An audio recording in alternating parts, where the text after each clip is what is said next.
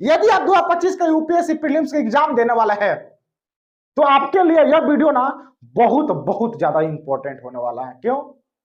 क्योंकि हम आपके मन के बात जानते हैं कि इस समय आप दो चीजें खोजते हैं। एक कि भाई साहब कोई हमको करंट अफेयर बहुत अच्छे से फ्री में एनालिसिस करवा दे। दूसरा आपका कोई एक ऐसा मेंटोर हो जाए जो हमको गाइडेंस करे और अच्छे से गाइडेंस करे, और मेंटोर वैसे भी जो आपको फर्स्ट अटेम्प्ट में मेंस तक पहुंच बनाए होंगे, या वैसे लोग आप मेंटोर चुनो जो कम से कम 2-3 बार मेंस लिख चुके होंगे या इंटरव्यू तक पहुंच बनाए होंगे। तो वैसे लोगों को ज्यादा आप मेंटोर चुनने का प्रयास कीजिए, और क्योंकि उनको एक थोड़ा सा प्रॉपर नाम जानकारी होती है कि यूपीएससी में सवाल कहां से पूछते हैं, नहीं पूछते हैं, क्या होता है, वो पूरे उनको आपको गाइडेंस आपको दे देंगे। तो हम आपको एक मेंटोर के रूप में और आपको पूरा विस्तार से PT65 को करंट अफेयर इस यूट्यूब चैनल पर लगभग आपका 5 लाख रुपए हम बचाने वाला है, क्योंकि इसमें बहुत सारे करंट अफेयर ऐसे होते हैं ना जो लोग नहीं पढ़ाते हैं, और उसको हम आपको कवर करेंगे। और आपको हम यहाँ पे ये भी बता देंगे कि आपको कितना पढ़ना है, नहीं पढ़ना है, कितना छोड़ना है। सबसे ज्यादा इंपॉर्टेंट यूपीएससी में यह होता है ना कि आपको छोड़ना कितना है, उसके साथ साथ आपको कौन से टॉपिक को कवर करना है, पूरे आपको हम विस्तार से आपको PT65 को पढ़ाने वाला है। यदि आप हिंदी मीडियम से हैं तो आपने सामने ना PT65 को हिंदी मीडियम का पॉलिटी निकाल कर रख लीजिए, और फर्स्ट चैप्टर से हम लोग शुरुआत करने वाले हैं। बातें हम बाद में करेंगे। और यूपीएससी ने एक बात और आपको हम कह देते हैं, यूपीएससी ने अपना नोटिफिकेशन जारी कर दिया है, और अपने खंजर से यूपीएससी ने हर एस्पिरेंट्स के दिलों पर वार कर दिया है। इतना कम सीट, खैर कोई बात नहीं, सीटें हैं कम लेकिन स्टूडेंटों की संख्या है ज्यादा। एक सीट पर कम से कम इस साल 1200 बच्चे ना मार करने वाले हैं।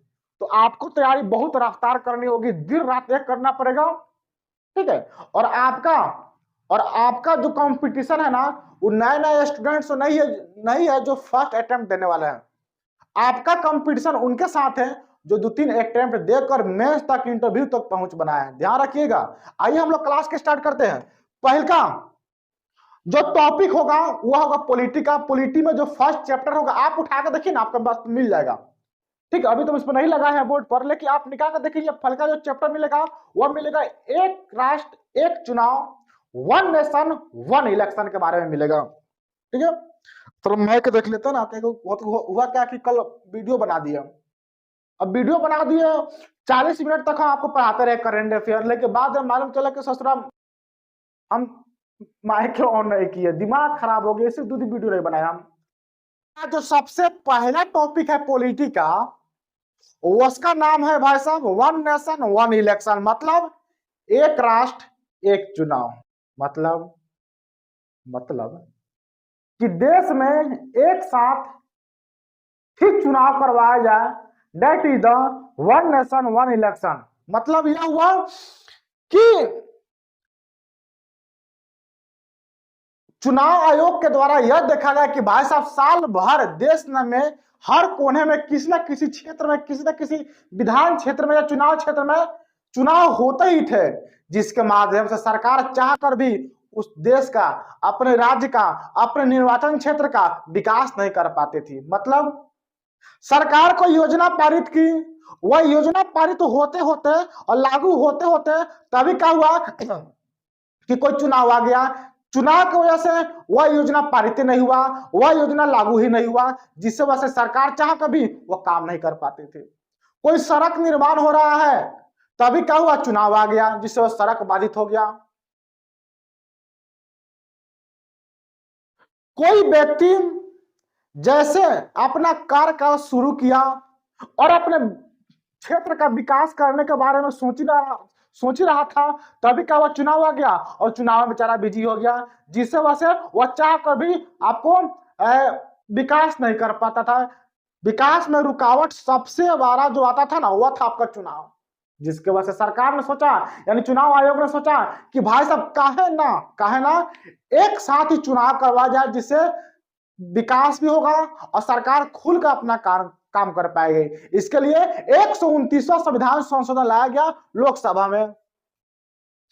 इसमें कुछ अनुच्छेद भी जोड़ा गया है, जिसमें 82 का क्लोज 1 जोड़ा गया है। इसमें बताया गया है कि लोकसभा विधानसभा का चुनाव एक साथ होगा और साथ साथ इनके कार्यकाल भी एक साथ खत्म हो जाना चाहिए। एक साथ जब चुनाव होंगे तो कार्यकाल भी एक साथ खत्म हो जाएगा। कुछ अनुच्छेद में संशोधन भी किया गया, जैसे में 83 में संशोधन किया गया, आपको 172 में किया गया, 347 में कुछ संशोधन किया गया। क्या संशोधन किया गया, क्या किया गया भाई साहब, उसको देख लेते हैं।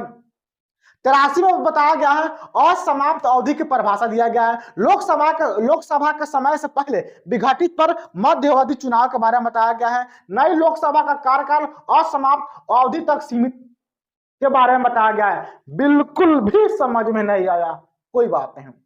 इसमें यह बताया गया है कि जब, हालांकि देखो लोकसभा का कार्यकाल कितने सालों के लिए होता है, 5 साल के लिए।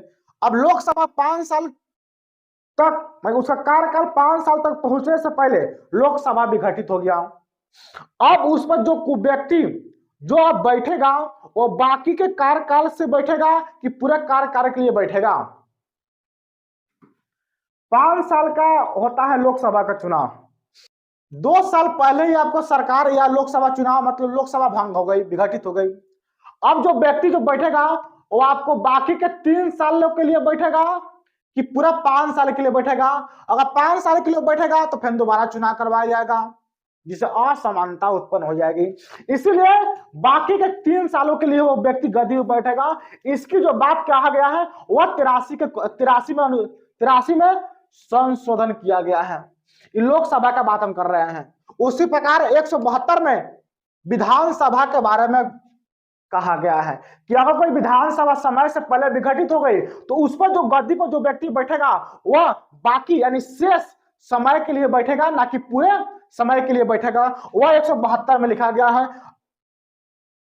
327 में बताया गया है कि विधानमंडलों के चुनाव संबंधित संसद की इसमें बताया कि चुनाव कौन लड़ेंगे, नहीं लड़ेंगे, पूरा चुनाव की प्रक्रिया क्या होगी, इसमें बताया गया है।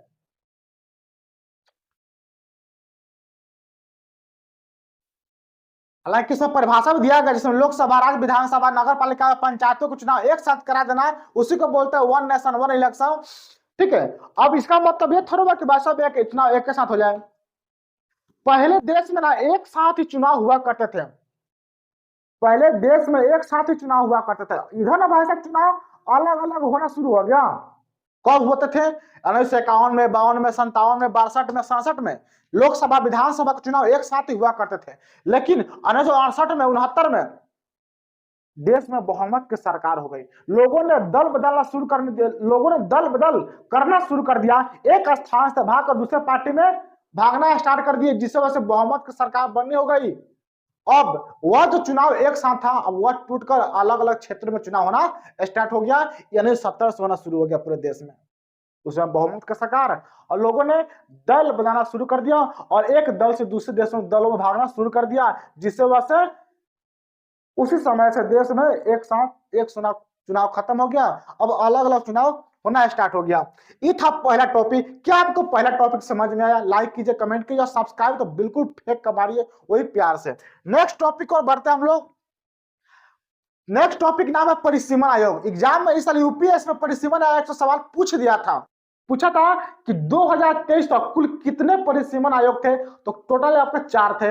आइए पहले समझते हैं परिसीमन आयोग का मतलब क्या होता है। देखिए, परिसीमन आयोग का मतलब यह होता है कि विधानसभा और लोकसभा का जनसंख्या का आधार पर सीमांकन कर देना, दैट इज द परिसीमन आयोग। बिल्कुल समझ में नहीं आया, आइए समझ लेते इसको। मान लीजिए कि कोई एक निर्वाचन क्षेत्र है, आपको लोकसभा का ले लीजिए या विधानसभा का निर्वाचन क्षेत्र ले लीजिए। इसमें हम 3 आपको निर्वाचन क्षेत्र बनाते हैं। कितने? ये आपका 3 हो गया। ठीक है। मान लीजिए कि इस तीनों की निर्वाचन क्षेत्र यहां पर अगर अभी वर्तमान देखा जाए, मान लीजिए ना 2025 में इसकी जनसंख्या 10,000 है, इसकी जनसंख्या 20,000 है और इसकी जनसंख्या 30,000 है, मान लीजिए। ठीक है। मानने में क्या आता है? मान लीजिए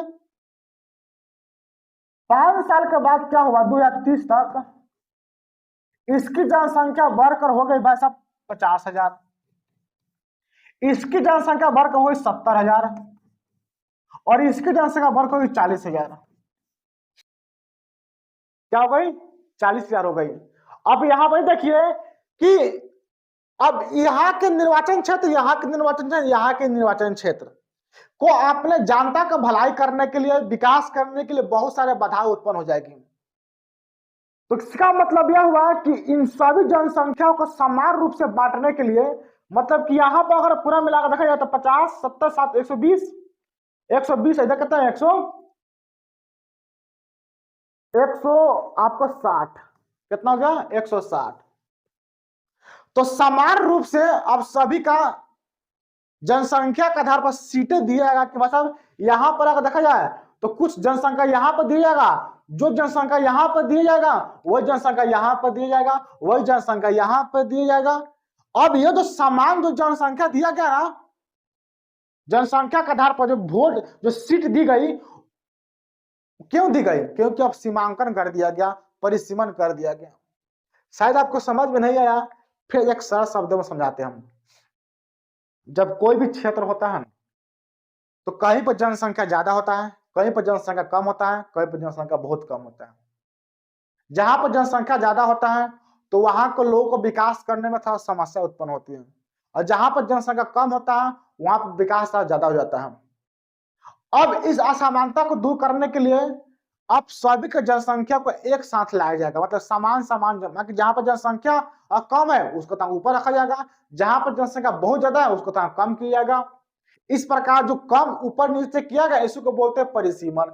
इसको भारतीय संविधान के अनुच्छेद 82 में लिखा गया है।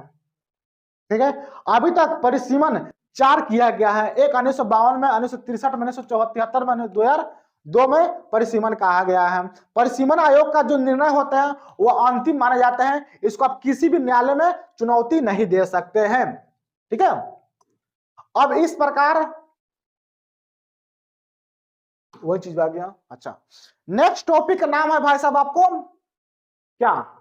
नेक्स्ट टॉपिक का नाम है आपके ईवीएम मशीन के बारे में। ईवीएम मशीन और वीवीपैट मशीन के बारे में बताया गया है। ये क्या है? देखो, पहले क्या होता था ना कि देश में पहले लोग जाते थे चुनाव देने के लिए, वोट देने के लिए जाते थे, तो एक बॉक्स हुआ करता था, उस बॉक्स में लोग जाते हैं और अपने मनपसंद किसी निर्वाचन व्यक्ति को, उम्मीदवार को अपना नाम लिखते चिट्ठी पर और उसमें जाकर बॉक्स में गिरा दिया करते थे। जिसके अब वो व्यक्ति के नाम से चला गया तो इसका मतलब कि वोट उसके नाम पर चला गया, उसके नाम पर वोट गिर गया। अब इसमें समस्या क्या था कि कोई आपको बॉक्स लेकर भाग गया, चोरी कर लिया, या गिनती में गड़बड़ हो जाती थी, अलग अलग समस्या उत्पन्न होती थी पहले जब लोग बॉक्स में वोट गिराते थे। इसलिए निर्वाचन आयोग ने सोचा कि भाई साहब काहे ना एक ऐसा मशीन, क्योंकि अब टेक्नोलॉजी का जमाना चल रहा है, तो एक ऐसा मशीन बनाया जाए जिसके माध्यम से लोग जाएंगे, बटन में क्लिक कर लेंगे और जिसको वोट देना चाहें उसके अब जाकर वहां पर उसके खाते में जाकर मतलब कि वोट गिर जाएगा। इसीलिए ईवीएम मशीन लाया गया। और यह जो ईवीएम मशीन लाया गया,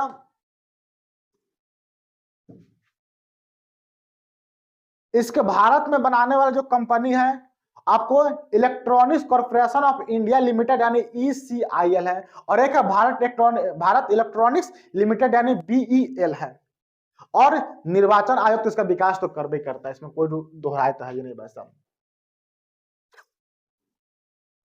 जब आप वोट डालने जाते हो ना ईवीएम मशीन पर, तो ईवीएम मशीन लगभग 2 तरह के होते हैं। एक, आप जब जाते हो वोट डालने के लिए तो जो बटन, जो 16 बटन होते हैं ना उसमें अलग अलग उम्मीदवार का नाम और उसका चुनाव, मतलब उसका चुनाव चिन्ह लिखे होते हैं, तो उसी को बोलते हैं आपको बैलेट यूनिट बोलते हैं। 16 बटन वाला होते हैं। एक होता है आपका कंट्रोल यूनिट, जो वहां के जो आपको पीठासीन अधिकारी होते हैं ना उसको पूरा कंट्रोल करते हैं कि वोट कैसे गिर रहा है, नहीं गिर रहा है, तो पूरा कंट्रोल करते हैं पूरे चीजों को जहां वोट गिर रहा है, उसको बोलते हैं कंट्रोल यूनिट बोलते हैं। अब समस्या यहाँ पे यह आ गया कि लोगों का यह आशंका होती थी कि भाई साहब हमने जिसको वोट दिया है क्या उसके पास वोट गया है कि नहीं गया है, और हमने जिसको वोट दिया है क्या हम सही व्यक्ति को चुना है, हमको कैसे मालूम चलेगा। इसके लिए सरकार ने कहा कि हाँ ये बात तो सही है, लोगों को मालूम चले जाए ना बस हम वोट किसको दिए है।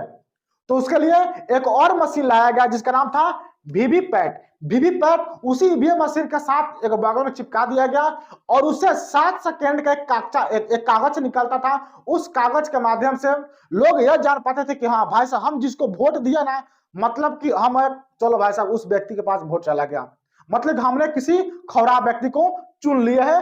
तो वह वीवीपैट मशीन के माध्यम से जानकारी प्राप्त होती थी। यह जांच करता था कि मतदाता को कागज पत्र पर सत्यापित मिला है कि नहीं मिला, मतलब हमने जिसको वोट दिया कि मिला है कि नहीं मिला है। तो इस प्रकार वीवीपैट भी हो जाता है।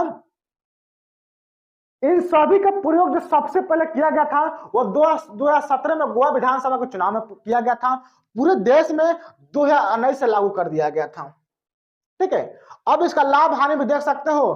तो भाई साहब एक पारदर्शिता बना रहे, लोगों को विश्वास बना रहे और यह सुनिश्चित कर सके कि भाई साहब हमने जिसको वोट दिया है वह सही लोगों को वोट दिया है कि नहीं दिया है। इसके साथ साथ जो आपको 2 कंपनी है, इस कंपनी को बनाने वाले, ईवीएम मशीन को बनाने वाले, वो अलग अलग मंत्रालय के अधीन आती है। जैसे में एक रक्षा मंत्रालय के अधीन यह कंपनी आती है BEL, जो ईवीएम मशीन को बनाती है। एक होती है electronics corporation of India limited, जो परमाणु ऊर्जा विभाग के अधीन आती है। इस प्रकार आपका यह भी टॉपिक क्या होता है, कंप्लीट। अब एक लास्ट टॉपिक उसका नाम है आदर्श संहिता।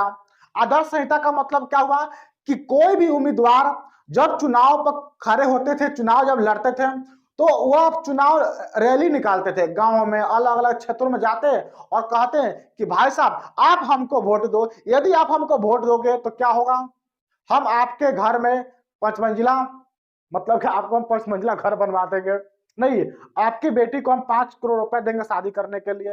अलग अलग वो बड़े बड़े वादे करते थे कि आपके इलाके में हम नल जल योजना लगा देंगे, आपके इलाके में हम सड़क बनवा देंगे, यह कर देंगे तो वो कर देंगे, तो हाई तो हाउ ताम झाम नहीं।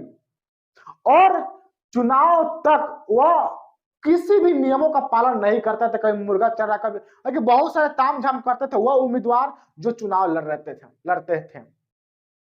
और चुनाव तक ना वह दिन भर प्रचार कर रहा है, लोगों का समस्या उत्पन्न हो रही है, कोई गाना बजा रहा है, कभी भाई मतलब कि कोई नैतिकता का पालन नहीं कर रहा है। तो चुनाव आयोग ने सोचा कि भाई साहब कोई अपना आदर्श का पालन नहीं कर रहा है, कोई अपना नैतिकता का पालन नहीं कर रहा है, भाई साहब लोकतंत्र है, थोड़ा सा बना कर रखो अपनी नैतिकता। तो वह जो लाया गया उसको बोलते हैं हम लोग आदर्श संहिता। क्या बोलते हैं, आदर्श संहिता बोलते हैं। इंग्लिश में बोलते हैं इसको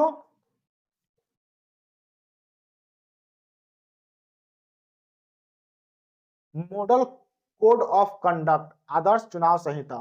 ठीक है, इसकी जो सबसे पहले का जो प्रयोग किया गया था वह 1960 में केरल की विधानसभा में किया गया था। क्यों, ताकि स्वतंत्र और निष्पक्ष चुनाव हो सके, सभी राजनीतिक दलों और उम्मीदवारों को आचरण को नियंत्रित, यानी अपने विचार पर, व्यवहार का, अपने बोली पर थोड़ा सा कंट्रोल करे। भाई साहब कुछ होगा कुछ बोल दे नहीं, ये थोड़ा हो कला नहीं समझ गया। हालांकि इसके बारे में कहीं संविधान में उल्लेख नहीं किया गया है, नहीं किया गया है। चुनाव आयोग द्वारा निर्धारित दिशा निर्देश कि भाई साहब एक दिशा दिया जाता था कि भाई साहब आप इतने समय तक आप चुनाव प्रचार करो, बिना मतलब के मत घूमते रहो कहीं भी, राजनीतिक दलों की सहमति से लागू होगा। ठीक है, इस प्रकार की चीजें भी हो जाती है, इसमें कुछ बताने लायक है नहीं भाई साहब। 21 पर लागू होता था, तो जो भी राजनीतिक दल होते थे उस पर लागू होता था, सभी उम्मीदवार पर, सभी पोलिंग एजेंट पर, सभी सत्तारूढ़ सरकार पर, सभी सरकारी कर्मचारी पर लागू होता था। तो आदर्श संहिता का मतलब यही होता है भाई साहब। ये कब तक लागू रहेगा, जब से चुनाव शुरू होगा और जब तक चुनाव के रिजल्ट नहीं आ जाएंगे तब तक यह लागू होता रहेगा, ये भी ध्यान रखिएगा।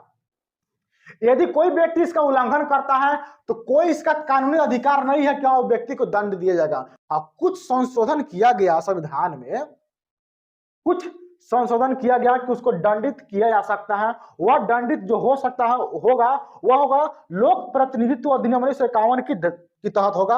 उसमें 2-3 धारा जोड़ी गई, एक धारा जोड़ा गया 123 के कुल 4 जोड़ा गया और 172 जोड़ा गया। इन दोनों धाराओं के तहत उस व्यक्ति को जो इसका उल्लंघन करेगा उसको दंडित किया जा सकता है। दंडित में हो सकता है कि उस उम्मीदवार को निष्कासित किया जा सकता है, यह भी हो सकता है वो चुनाव प्रचार ना करवाए, बस आराम से बैठा रहे, बस उसको कुछ नहीं होगा, बस केवल उसका रिजल्ट तक वो अपना इंतजार करे कि भाई साहब हमने अब जो भी होगा वो भविष्य पर छोड़ा जाएगा, वो प्रचार नहीं करवा पाएगा।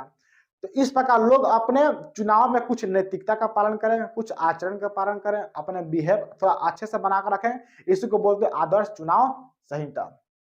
क्या आपको समझ में आया? क्या आपको समझ में आया भाई साहब? ये समझ में आया तो लाइक कीजिए, कमेंट मारिए और सब्सक्राइब तो बिल्कुल कीजिए। तो मिलते हैं नेक्स्ट वीडियो में।